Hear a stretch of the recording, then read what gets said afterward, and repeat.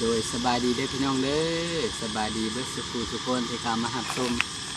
มื้อนี้กามาเปิดคลิปอยู่ทางหนทางเพิ่นเลยพี่น้องทางโรงเรียนมาขอใหม่ทางก็สะดวกสบายมีภัย โดย ทางนี้ท่านนะฮู้ แม่น พอดีสิพากันไปซื้อเสื้อผ้าพี่น้อง แม่นอยู่ตลาดพุ่นแหละ ไปตลาดพุ่นแหละพอดีทางเพื่อนกับทางแม่เฒ่ากับลุงเพิ่นขวัดทานท่าอยู่พอดีพางเบิดยิบเมื่อคืนนี้ โดย เมื่อคืนนี้ก็พากันเฮ็ดจนดึกพี่น้อง แม่น 3-4 มื้อนะพากันเด็กนะทอดบ่ายโมงอะไรก็ได้อาบน้ำเป็นยังกัน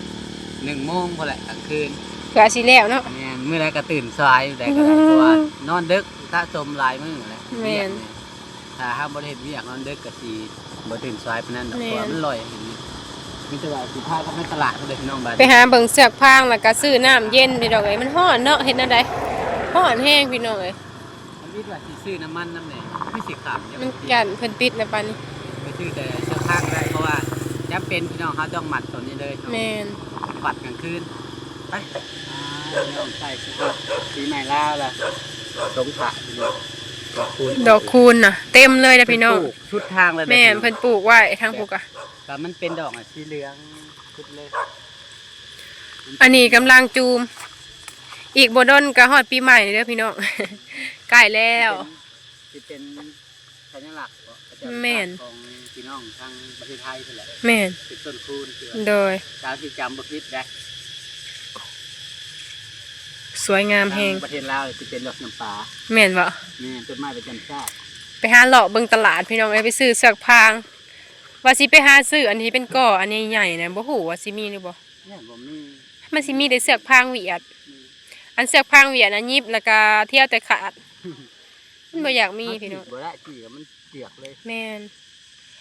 ไปเบิ่งว่าสิมีบ่พี่น้องแล้วก็สิไปเบิ่งน้ำแน่อ้ายเพิ่นกวาดทานถาแล้วก็สิไปซื้อน้ำสู่เพิ่นกินแน่ ทางเบิด อากาศร้อนนี่ไปบัดนี้ขึ้นรถก่อน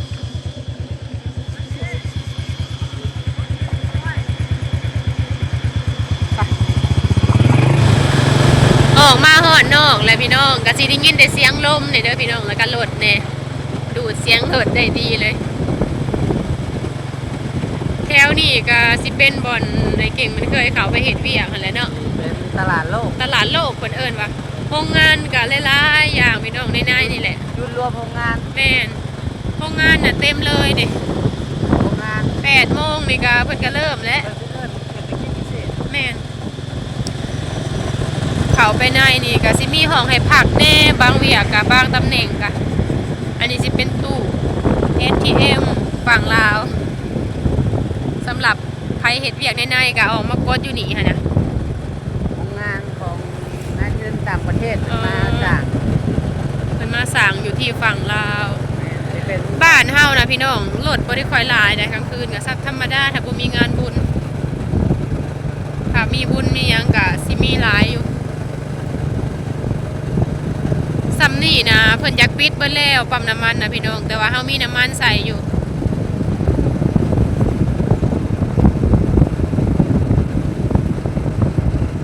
มาฮอดแล้วพี่น้อง มาฮอดตลาดเลยพี่น้องก็คนก็สิหลายเนี่ยพี่น้องเพราะว่าเพิ่นเลิกเวียกมาแล้วเพิ่นสิมาซื้อแนวอยู่แนวกินเนาะ ตลาดรักแปดคือเก่าพี่น้อง อ่านใหญ่เลยพี่น้องมาเบิ่งก่อนว่าสิมีบ่แต่ว่าอันที่เฮาอยากได้น่ะคือสิบ่มีมันเป็นก่อใหญ่นะคะตอนนั้นก็ฝากเอ้ยซาซื้อเด้ เอาพี่ไปลองเบิ้งถามมัน ไปดอกข้างใน ถามตัวธรรมดาก็เอ้ามันขำนะบ่มีพอได้ยิบ มันเลิกเปียกอะไรเงี้ยไปต้องข้างนอก คนหลายเลยพี่น้องเบิ่ง ก็ ทาง คือเสือกฟางแล้วก่อนจะสิไปซื้อเมืองน้ำอากาศก็ร้อนค่ะเพิ่นเปิดทานใหม่เลยช่วงหนึ่งเพิ่นปิด ลมเป็นปิดปรับปรุงมันสิเป็นห้านใหม่ นี่ ไปซื้อให้น้องละตีเข้าไปสินั่งพารถพี่น้องให้บ่เก่งรถหลายมาซื้อเครื่องสิเป็นห้านเพิ่นเป็นแปลงห้านใหม่แต่กี้ห้านเพิ่นมีแต่ล็อกเดียวนี่บัดนี้เพิ่นเฮ็ดเป็น2ห้านบักใหญ่เลยที่จะแม่นของประเทศให้ลูกเพิ่นแหน่ก็เลยห้านใหญ่กว่าเก่ามันขยายออก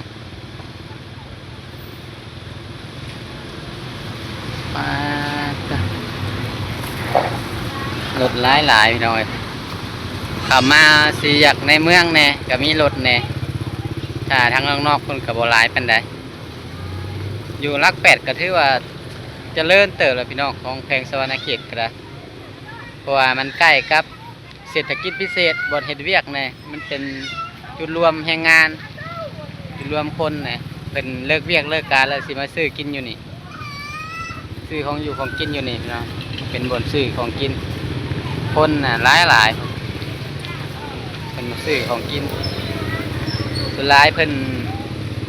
เลิกเวียกมาแล้วเพิ่นสิมาซื้ออยู่นี่แล้วมันสะดวกสบายเฮาบ่ได้เฮ็ดอยู่เฮ็ดกิน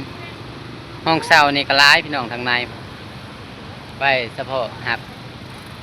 แรงงานมาแต่ทางอื่นมาแต่ทางเขตนอกพุ่นเขามาเฮ็ดเวียกอยู่ในเมืองเฮ็ดเวียกอยู่ตลาดโลกเห็นอยู่ทางเศรษฐกิจพิเศษพุ่นก็ทางบ่อนถ่ายจะทำอิฐพุ่นเลยพี่น้องทางบ่อนขับรถมาพุ่นเลยโยนไปทางเพื่อนน้องละตีพุ่นเลยโรงงานอยู่พุ่นแต่ว่าเพิ่นสิเข้ามาซื้อเครื่องอยู่พี่เพราะว่าอยู่นอกพุ่นบ่มีแต่บ่อนขายเครื่องก็มีแต่อยู่ในพี่ขายของอยู่ของกินผู้เพิ่นมาแต่ทางต่างประเทศมาเฮ็ดเวียกก็มันก็ย่างมาได้พี่น้องย่างมาเป็นขบวนน้องละตีมันเข้าไปซื้อในเพิ่นมาซื้อห้างนี้ตลอดแล้วก็มาแลกเงินแน่อยู่นี่เพิ่นรับแลกเปลี่ยนเงินห้านเป็นเห็นไหมห้านมักใหญ่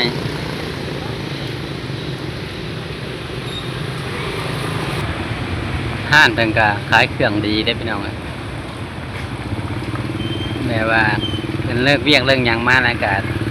ลุงเขาซื้อนี่เบิดเพราะว่ามันมีครบเบิดเป็นแบบเซเว่นแบบหยังนั่นแหละในทางเลยที่ได้ทางแต่ตัวนี้อันนี้โบเมนตัวนั้นมาเดียปงไง ไม่ว่าได้เป็นไทยซีนี่ ทีนี้ก็ได้พอได้ไปหมัก ว่าซีนี่กับซีสดใสนี่ จักที่ได้จักสอบต้อง ต่อละ9,000นอนประมาณ3 บาท 9,000ก็อิงตามเนื้อมันแหละ เงินเหลือซื้อตัวนี้ ซื้อสบู่อ่ะ ไม่อาบน้ สบู่ลักเป็นโฟม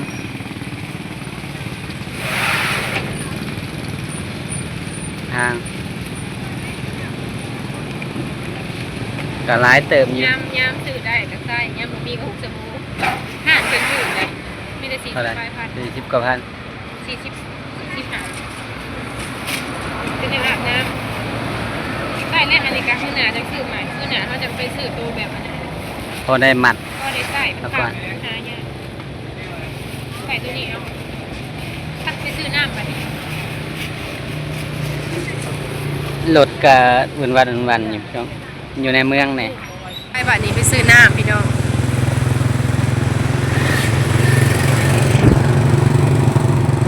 ยังเว้นไหนก็มีคนไหน คนมารอตลาดเนาะมันยังบ่ทันปิดเด้แถวนี้ ข้างหน้าเนี่ยสิหลายคนนะครับ แม่น ประมาณเพราะว่ามันเป็นห้างขายของกินเป็นเลิกเวียกเด้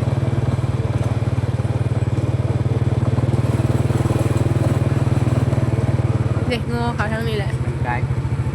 รถก่อน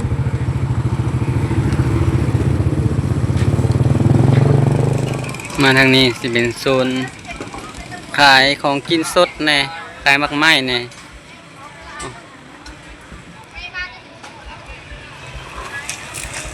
น้องละตีมันเข้าไปซื้อน้ำทางในห้านเป็นห้านขายน้ำพี่น้องแล้วก็ขายหมักไม้เนี่ยมีแจ่วให้พร้อมหมักไม้ดองน้ำพอดีขำพี่น้องท้ากันมาซื้อทางอยากกินลองกินก่อนมันสั่งน้ำท่านได้ น่ะ ถอดออกได้ ยัดเข้าได้ ยัดได้เทิงลงมาลุ่มนั่นจังได้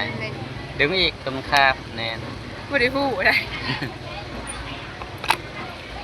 พัดทานกาขวัดแต่กลางคืนพี่น้องเพราะว่ากลางเว้นนี่เฮาขวัดออกมาได้ใช้เวลาโดนเดี๋ยวมันสิเย็นนะเฮ เอาขวดทานน่ะมันได้สู่น้ำไผ่เนี่ยเผื่อมันสิดับเอามาใส่กระสอบไว้ก็บ่ได้อีกเพราะว่ามันสิใหม่กลางคืนนี่สิได้เก็บไว้กับกลางเวรเพราะว่ามันเย็นอากาศเย็น จับเอาแต่ว่า ครับ ให้คนอื่นไว้เนี่ยมีหูสตรอเบอรี่นะ มีหมักสตรอเบอรี่ ขาน้ำอยู่พี่น้องพอดีสั่งน้ำมาให้อ้ายจอกหนึ่งแล้วก็ของตัวเองนำ แล้วก็พากันกลับเมื่อหาขวัดฐานมาแล้วเจ้า แม่น เมื่อหายิบฐาน ตอนนี้ทางเพื่อนกับลุงก็เมนเทาเป็นกับขวัดฐานแล้วพาไว้ให้มันเย็น เมื่อก็มีแต่พากันเก็บใส่กระสอบแล้วก็ยิบเป็นกระถาพางน้ำห้าวนี่แหละเอามาซื้อพางได้มาแล้วพี่น้องวันนี้สมใจเพันอยาก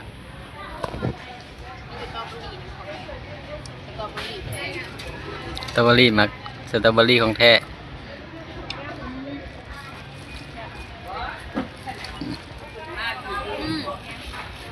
แซ่บแซ่บของอ้าย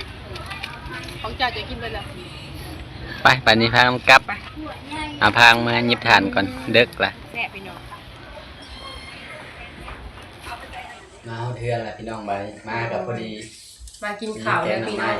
แกงหน่อไม้ทั้งอ้ายเป็นแกงอะไรเนาะเป็นแกงตอนแดงนี่แหละเด็กกินข้าวแล้วก็สิไปเห็นเบียร์พี่น้องบ้านนี้กินข้าวกัน ท้องจังน้อยเพราะว่าเอาเพชรเวียนน่ะมันสิเด็กนะครับสิบ่อยากกลายเป็นว่า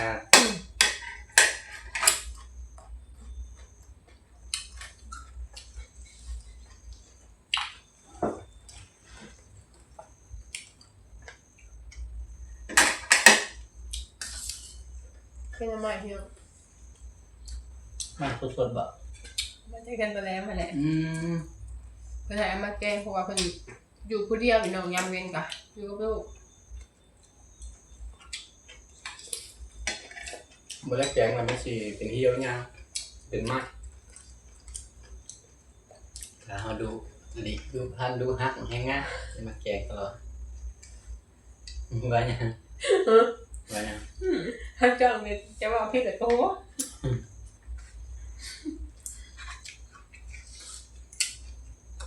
อุ้ยหมักพันเลยจับจ้องกระตาแต่หัวเอาว่าแบบมันบ่คมนะ เขาชื่อเขาโคตร ยังไง เฮ็ดกันตึงเฮ็ดกันลูกเด้อแหละ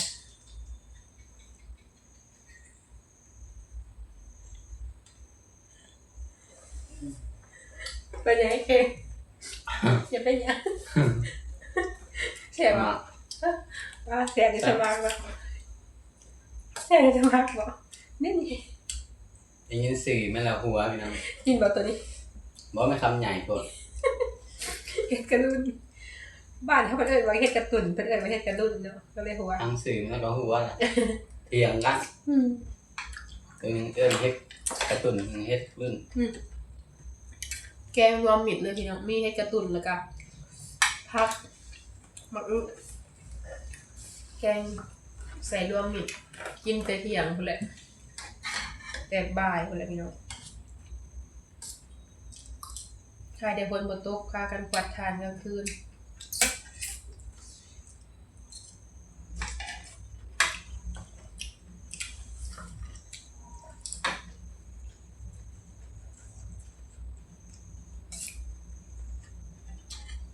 แบบนี้มันอยากคง บ่ได้ผ่าเด้ ไม่ข้าวกินแล้วก็บริต้มด้วย ท่านผิดขัดบ่มีตัวบ่ได้ผ่าเนี่ยคุณกัน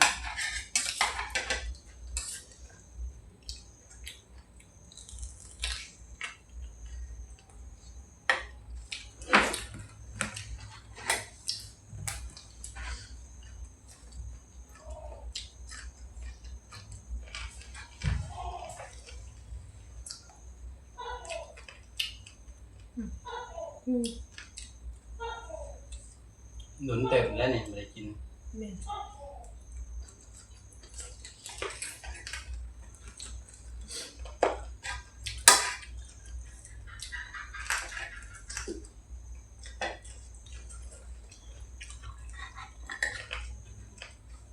กินแม็กจีน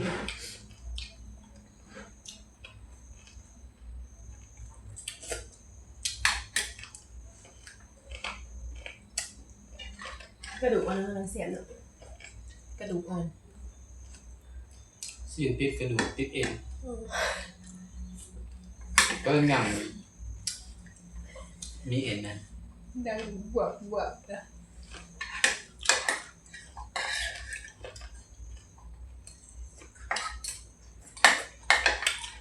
ไม่สาวกินน้ำในเป็นเอิญหาแต่เจ้า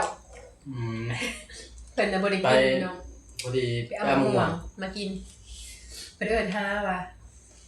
มากินแกงหน่อไม้เด้อ มะเร็งเงินสมอง โอ้ยเขาบอกว่าจะเอาไปนอกคนนะคะมันอยากกินน้ำกันไปนอกมันกินน้ำน้อยหนึ่งเพิ่นเอิ้นบ่ไหวมันหอม มันห้อนมันเป็นในบางอย่างห้องขา มันบ่ยากเป็นนี่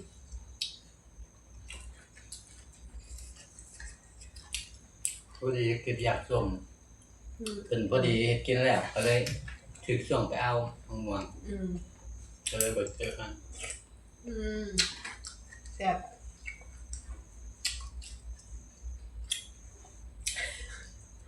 แซ่บอยู่เปื่อยเลย แข็งแต่กระดูกหมู